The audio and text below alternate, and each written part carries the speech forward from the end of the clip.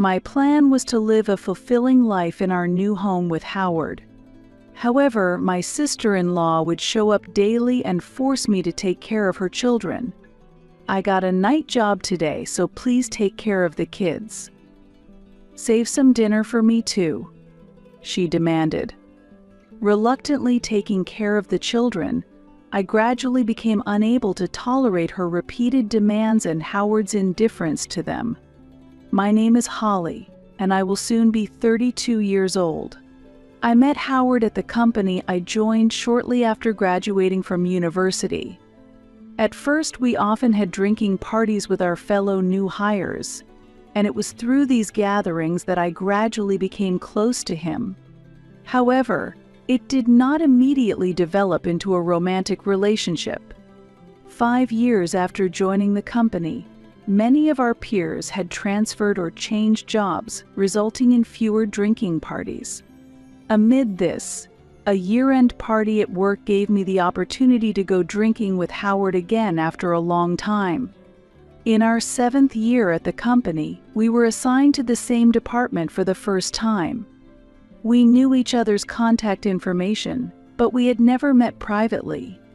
Therefore, it was very enjoyable to meet and have a lively conversation at the year-end party. Taking advantage of the excitement of the occasion and the influence of alcohol, we decided to start dating. We officially framed it as a casual attempt, but in reality, I was quite serious. The truth was that we had not yet met our ideal partners, even after reaching our 30s. At this age, actively seeking new people to meet started to feel bothersome. I no longer participated in matchmaking parties and felt uneasy about using trendy dating apps.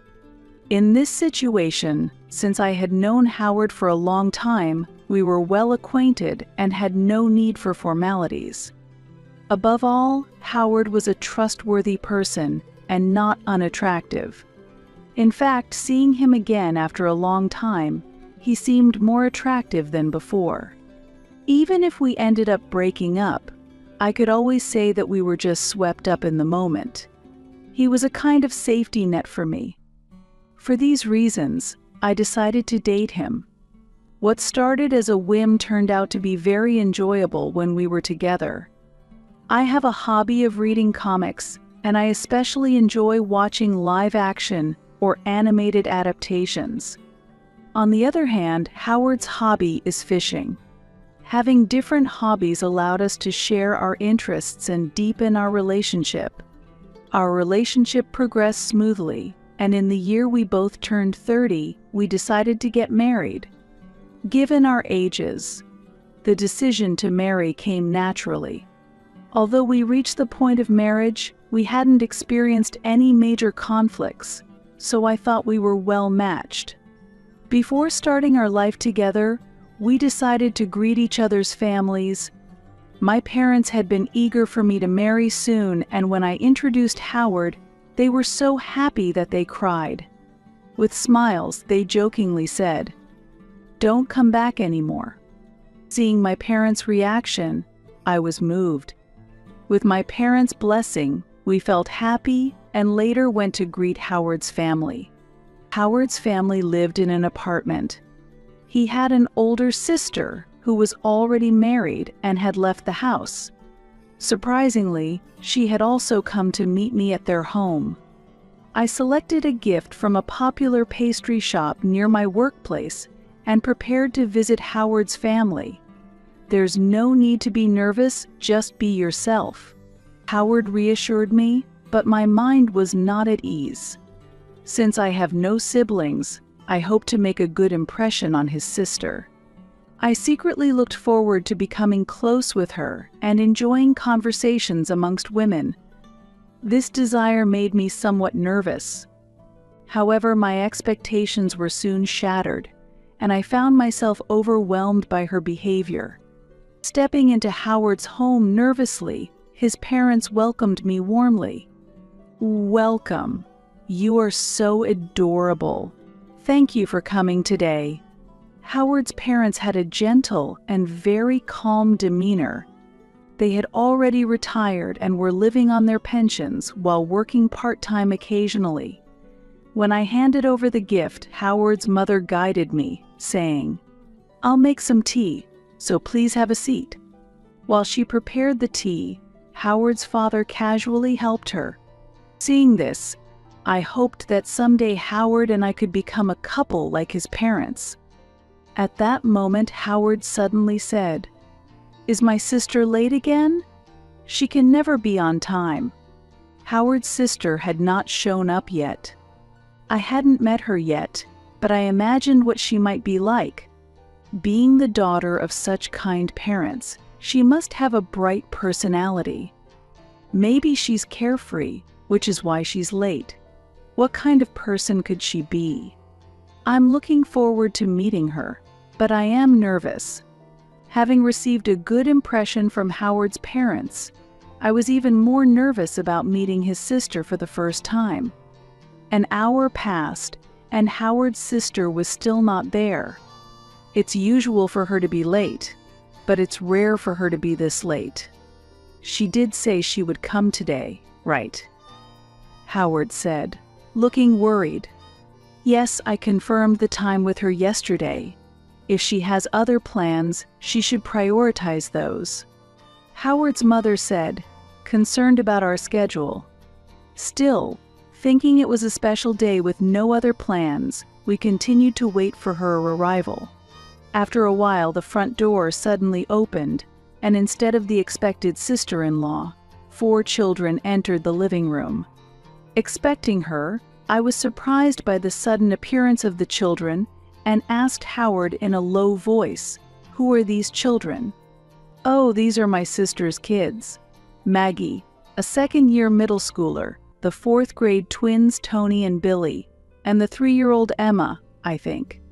Howard spoke as if confirming their names, and Maggie nodded slightly in response. Maggie started playing on her phone. The twins were engrossed in a newly brought video game, and Emma was playing with her favorite doll she had brought along. Still trying to grasp the situation, I finally saw Howard's sister arrive. However, she was very different from the image I had in my mind. "Sorry, I'm in a hurry. Please watch the kids. I'll be back in about an hour," she said. At that moment, she was dressed in casual sweats and sandals, with her faded blonde hair tied up in a ponytail. "Linda, today is an important day because Howard's fiancé is here," said Howard's mother, but Linda had already left the house. I was simply shocked by Linda's overwhelming presence. Howard laughed and said, "I'm really sorry. My sister is always like that, but with 4 kids to raise, she tends to forget her schedule. I can't imagine the busyness of raising children since I have no experience, but I feel like she shouldn't forget such an important day." However, I couldn't actually say those words, so we just waited for Linda to return. Linda said she would be back in about an hour, so I wanted to make sure to meet and greet her properly. "I'm sorry for the trouble," Howard's mother apologized. Meanwhile, the children were completely at ease, as if they were at home, each absorbed in their favorite activities. I thought it was a great opportunity to get close to Linda's children, but the atmosphere was not conducive. Maggie was focused on her phone with her earphones in, the twins were loudly engrossed in their game, and Emma was playing alone with her doll, leaving no opportunity to talk to her. Thanks to the children, the house was always full of energy. According to Howard's parents, Linda often left the children at home when she had errands to run. Living in an apartment, they told the twins to be quiet, but they rarely complied, making childcare difficult for the elderly parents. An hour passed and Linda still hadn't returned. Eventually, she came back after 3 hours. "Is there anything to eat?" "I'm hungry," Linda said, starting to eat the sweets I had brought without a word of apology for making us wait. "These are the sweets that Holly brought," Howard's father mentioned, and finally, Linda looked at me properly. At that moment, I stood up and introduced myself. Then, Linda looked me over from head to toe. Noticing that I was feeling a bit uncomfortable under her gaze, Howard proudly said, "Oli, who will be my wife, chose that dessert. It's from a well-known shop, so it should be delicious, right?" The dessert I chose was pudding, and my sister-in-law was holding a nearly empty cup of it in her hands. After she responded with "I see," she took out her phone and started searching for something. There are a few reviews, but it doesn't seem to be rated very highly," she said, enjoying the pudding while complaining about the shop's ratings. Then she asked the next question. "Did everyone get this pudding?" The children began checking if they had received the pudding I brought. Of course, no one had. I hadn't prepared desserts for all 4 children. Feeling awkward about the situation, I reflexively responded, "I'm sorry. I didn't know you had children." It seemed my casual remark had offended my sister-in-law. "What? Are you saying I can't take care of my kids?" I had tried to convey that I didn't know she had 4 children, but it didn't come across well. "Calm down. Holly didn't know you had children and didn't expect them to come," Howard intervened. Howard's intervention seemed to calm her down a bit. My initial desire to get close to my sister-in-law faded away with her unexpected attitude.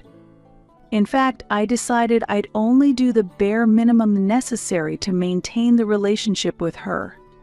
At that moment, Howard's mother made a suggestion. "We've kept you waiting. Dinner is on us tonight." Just as I was considering going home, my thoughtful mother-in-law invited me to dinner. Of course, I couldn't refuse such an offer. Howard's parents ordered a luxurious steak meal for us. What was supposed to be an enjoyable meal turned into a tense atmosphere due to my sister-in-law's behavior. This is the last time the daughter-in-law will be treated as a guest. "Don't think you can come here and relax."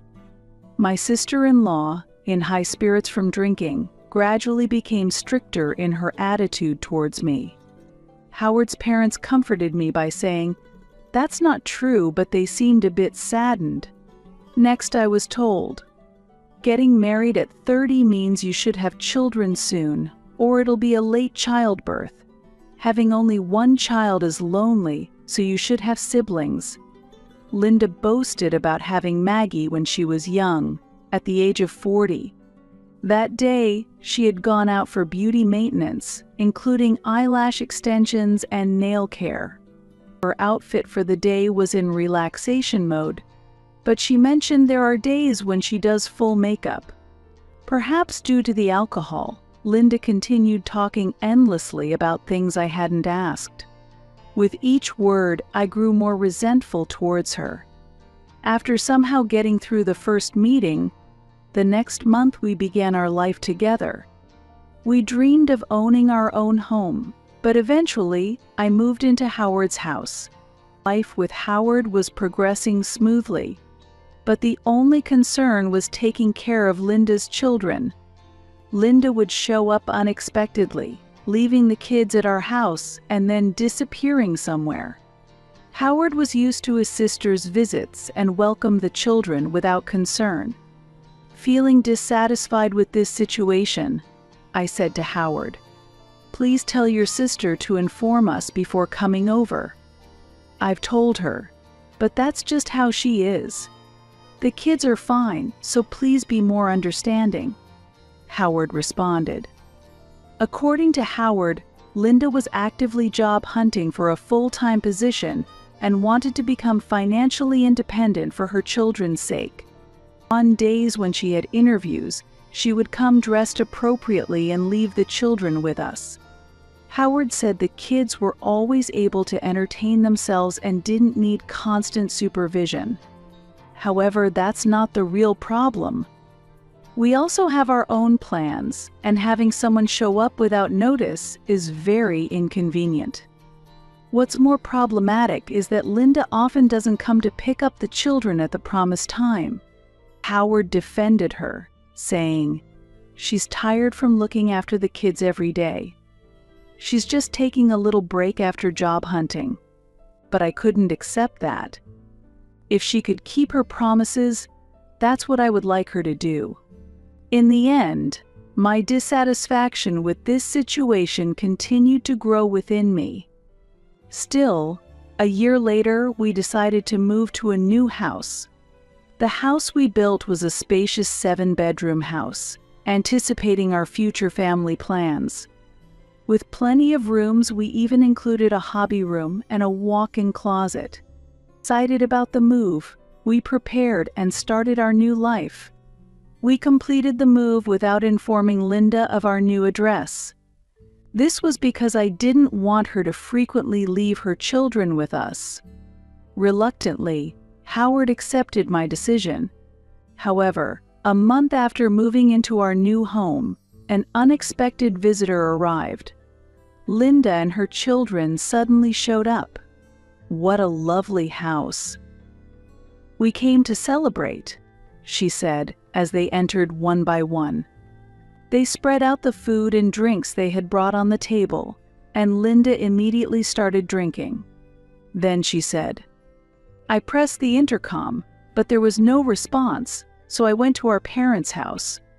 I was surprised to find a notice of your move. If you're living in such a nice house, you should have told me." It seemed Linda was planning to leave her children with us again. As a result, while we were away, Linda went to our parents' house, found the change of address notice, and showed up at our new home. I never imagined she would find that postcard at their house. It was something I couldn't have predicted. Howard, in high spirits from drinking, started showing Linda around the house. The children, uninterested in the new home, entertained themselves. Thus, the house tour was conducted only by Linda and Howard. After looking around the rooms, the two returned to the living room and had a surprising conversation. "Look, there are 2 empty rooms. Maybe we'll move in next week." "Sure. Don't worry about living expenses." I couldn't believe what I was hearing, but I didn't pursue it at that moment. I didn't take their drunken conversation seriously. Saying anything at that moment would have only led to an argument with Linda, making me feel worse. That night ended, and Linda and her children went home by taxi. The next day, when I asked to sober Howard again, he replied, "Yesterday's talk was a joke. My sister wouldn't really think of doing something so crazy." Howard's reassuring words gave me temporary relief.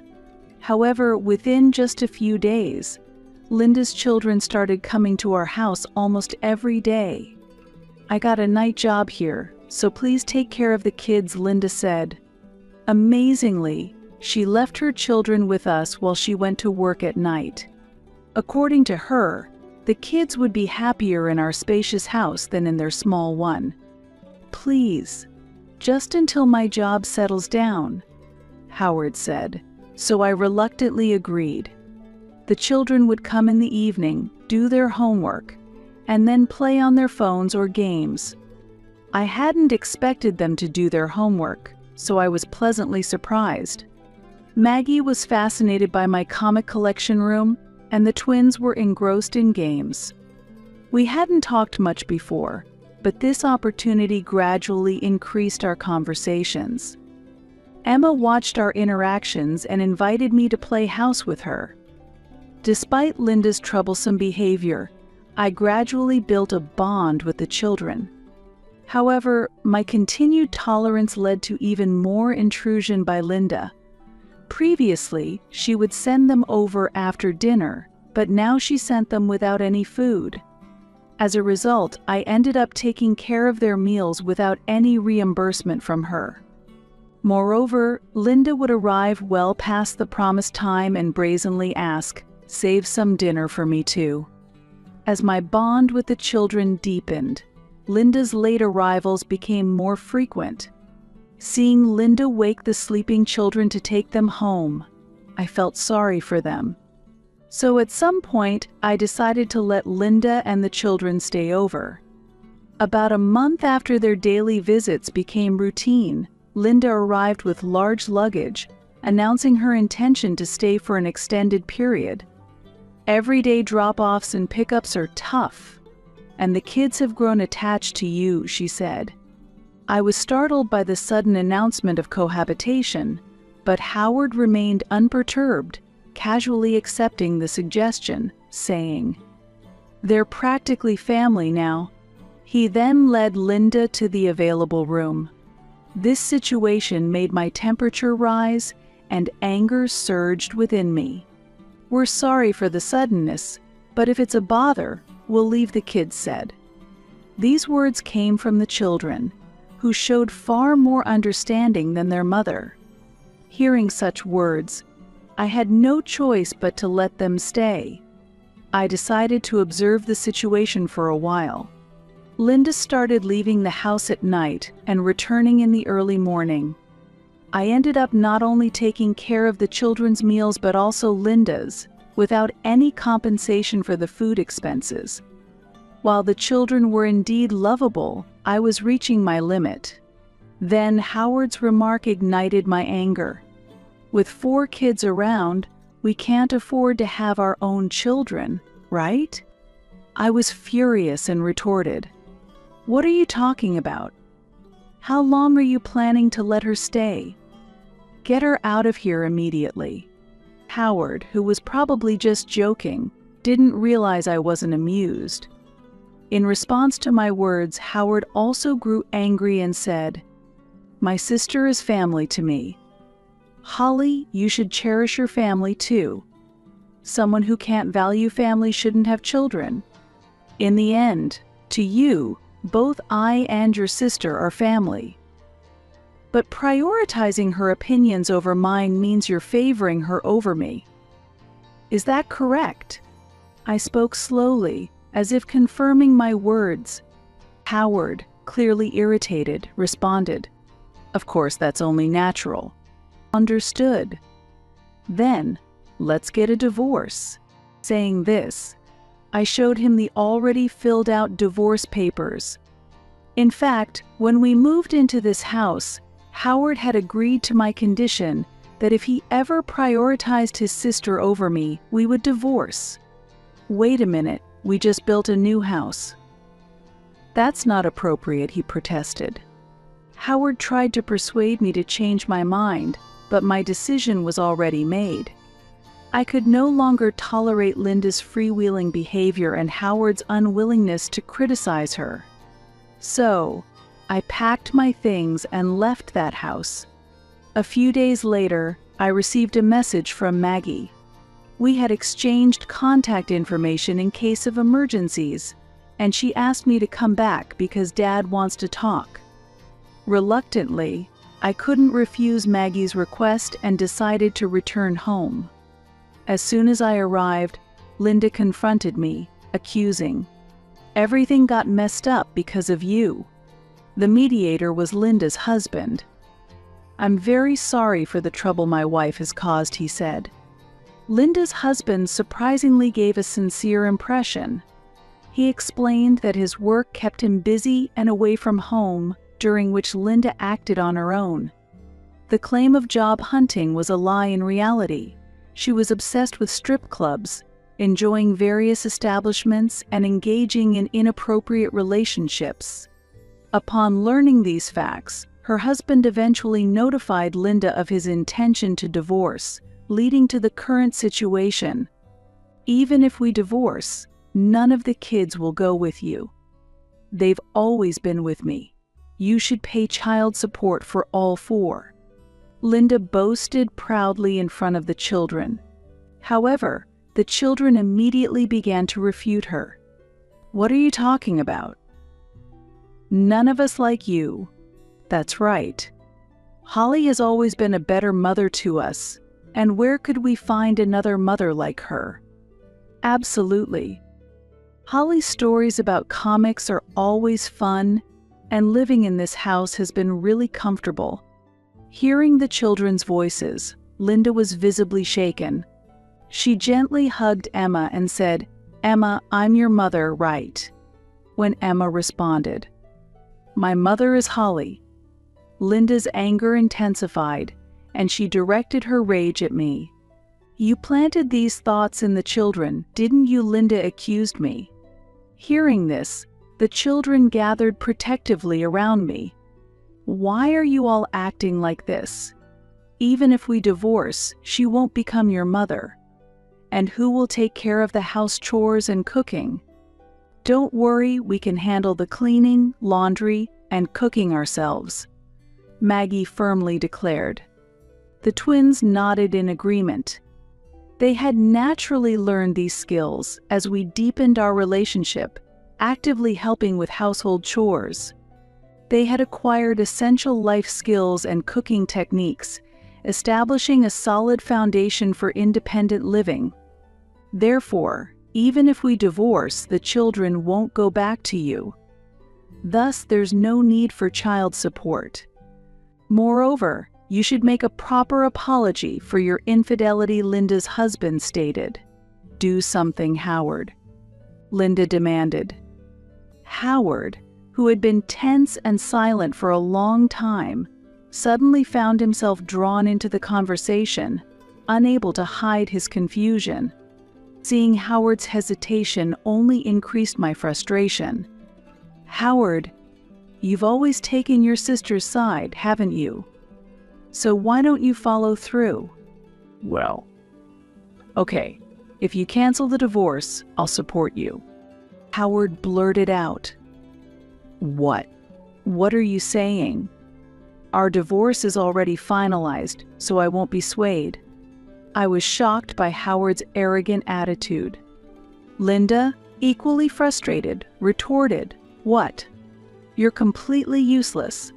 Seeing no reason to stay in such a situation, I quietly left the house while Howard and Linda argued intensely. Linda ultimately failed to obtain custody of any of the children, and the divorce was finalized. I've heard that Linda's ex-husband consulted with his company to adjust his work schedule, making efforts to spend more time with the children.